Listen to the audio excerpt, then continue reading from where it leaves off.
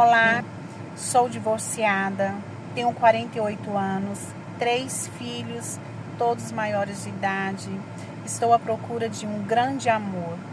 Sou carinhosa, gosto de viajar, principalmente nas férias, praias, finais de semana, sempre estar saindo, divertindo para um jantar. Estou à procura de um grande homem que seja honesto, um homem dedicado, um homem carinhoso e um homem família e que goste de viajar, tá certo? Se você for essa pessoa que se identificou com tudo que eu disse, entre em contato com a agência do Senhor Edson, pegue o meu número de celular, entre em contato comigo e vamos conversar. Quem sabe você é minha alma gêmea, tá certo? Um abraço, fica todos com Deus.